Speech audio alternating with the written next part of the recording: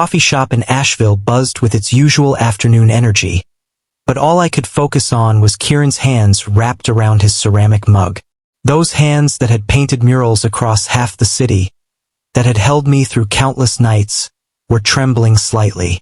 "I have an idea," he said, his voice barely above a whisper. "Something I've been thinking about for weeks." I leaned forward across our small table, the afternoon sun streaming through the windows casting golden highlights in his dark hair. "Tell me." "It's about trust." His green eyes met mine, intense and searching. "Complete trust." My heart began to race without understanding why. Kieran and I had been together for 8 months. Ever since that rainy night when I'd taken shelter in the gallery where his art was displayed. But there was something different in his expression now, something that made the familiar space between us feel electric. "What kind of trust?" I asked. He reached across and took my hand, his thumb tracing small circles on my palm. "The kind where you let me take care of you completely, where you don't have to think or worry or control anything." I felt heat rise in my cheeks. "Kieran, I want to blindfold you, Marcus." The words hung in the air between us. "I want you to trust me enough to let me show you how much you mean to me, without you being able to see what's coming next." The coffee shop seemed to fade away. All I could hear was my own heartbeat and the soft jazz playing through the speakers. "When?" The word escaped before I could stop it. His smile was slow and beautiful. "Tonight, if you're ready." I squeezed his hand, feeling something shift between us, something deeper than anything we'd shared before. "I'm ready." Back at Kieran's loft apartment, I watched him move around the space with purposeful energy. The exposed brick walls were covered with his paintings, swirls of color that seemed to capture emotions I didn't have words for. But tonight, even his art felt secondary to whatever was building between us. "Are you nervous?" he asked, pausing in front of me. I was sitting on his couch, trying to process the anticipation coursing through my veins. "Terrified," I admitted, "but in a good way." He knelt in front of me, taking both my hands in his. "We can stop any time. Just say the word." "I know." I looked into his eyes, seeing nothing but care and desire there. "I trust you, Kieran. Completely." He stood and walked to his bedroom, returning with a soft black silk scarf. My breath caught. "This was my grandmother's," he said softly. "She wore it to her wedding. To me, it represents commitment, devotion." The weight of that revelation settled over me. This wasn't just about physical intimacy. This was Kieran offering me something sacred. "Before we begin," he said, sitting beside me, "I want you to know what tonight is about for me. It's about showing you that you're safe with me, that you can let go of everything. All the walls, all the fear, all the need to be in control, and I'll take care of you." My throat felt tight with emotion. "Why is this important to you?" "Because I love you," he said simply. "And I want you to feel that love in every cell of your body. I want you to experience what it's like to be completely cherished." I leaned forward and kissed him, soft and lingering. When we broke apart, I nodded. "I'm ready." "Close your eyes," Kieran whispered. I let my eyelids flutter shut, immediately feeling more aware of everything else. The sound of his breathing, the warmth of his body near mine, the subtle scent of his cologne mixed with paint and possibility. The silk scarf was cool against my skin as he tied it gently behind my head. His fingers lingered at the nape of my neck, sending shivers down my spine. "How does that feel?" he asked. "Strange. Vulnerable." I paused. "But safe." "Good." His voice was closer now, his breath warm against my ear. "I'm going to touch you now, Marcus. Just touch. Let yourself feel everything." His hands started at my shoulders, massaging gently through my shirt. I'd never realized how many nerve endings I had there. How such a simple touch could make my entire body come alive. "You're tense," he murmured. "I can't help it." "Yes, you can." His hands moved to my neck, working at the knots of stress I carried there. "Breathe with me. In and out."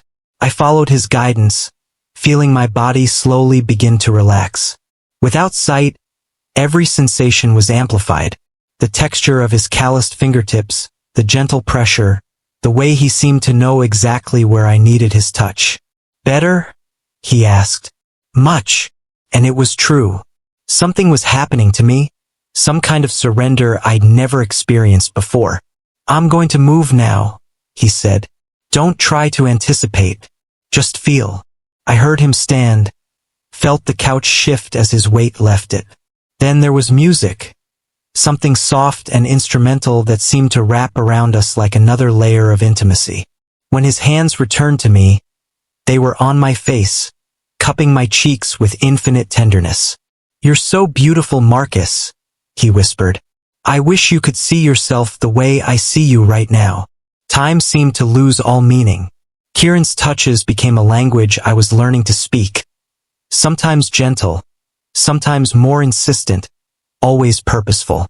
He traced the lines of my face like he was memorizing them, ran his fingers through my hair until I was melting into his touch. Stand up, he said softly. I obeyed, trusting him to guide me. His hands on my waist steadied me as he led me across the room. I could tell we were moving toward his bedroom by the change in the floorboards beneath my feet. Kieran, I started to say. Shoo. His voice was closer now, his body just inches from mine. What do you need right now, Marcus? What do you want? The question hung in the air. What did I want? The blindfold had stripped away all my usual defenses, all my ability to overthink and analyze. All that was left was pure feeling. You, I whispered. Just you. I felt him smile against my neck as he kissed me there, gentle and reverent. You have me. You've always had me. His hands found the hem of my shirt, pausing. Is this okay? I nodded, unable to speak. As he lifted the fabric over my head, I felt exposed but not vulnerable, cherished instead of merely desired. Lie down, he said, guiding me to what I assumed was his bed. The sheets were soft, warmer than I expected. I heard the rustle of fabric and realized he was undressing too. When he joined me, the feeling of skin against skin sent electricity through every nerve ending. But it wasn't rushed or desperate. It was reverent, like a prayer made physical. I love you, he whispered against my collarbone. I love your strength and your vulnerability. I love how you trust me enough to let me see you like this. My hands found his face in the darkness, tracing the features I knew by heart but was experiencing in an entirely new way. I love you too, I managed. More than I knew was possible. What happened next transcended anything I'd ever experienced. Without sight, every touch became a revelation, every kiss a conversation. Kieran worshipped my body with a patience and attention that left me breathless, broken open in the most beautiful way.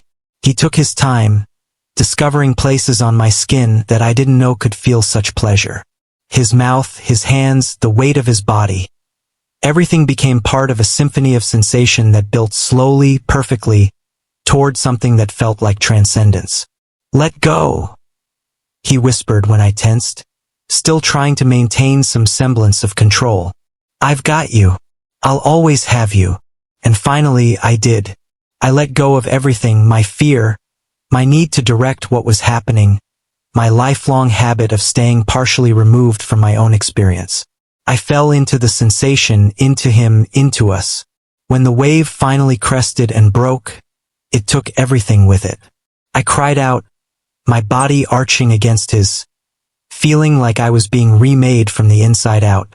He held me through it, whispering words of love and encouragement, anchoring me to earth when I felt like I might dissolve entirely.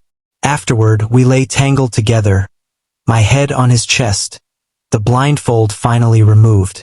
The room was dim, lit only by candles I hadn't known he'd placed around the space. His fingers combed through my hair as our breathing slowly returned to normal. How do you feel? He asked. I lifted my head to look at him, seeing my own wonder reflected in his eyes. Different. Changed. Like I understand something I never understood before. What's that?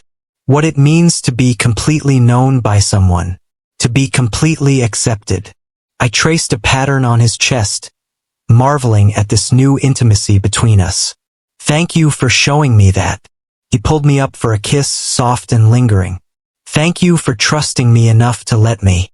As we settled back into each other's arms, I realized this was just the beginning. We'd crossed into new territory together, discovered a depth of connection I hadn't known was possible. The blindfold had been more than a prop. It had been a doorway into a kind of intimacy that would change everything between us. Kieran, I said into the peaceful darkness. Next time, I want to blindfold you.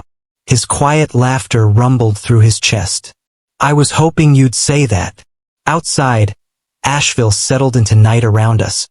But inside, we had found something timeless. A love built on complete trust, perfect surrender, and the courage to be utterly vulnerable with another human being.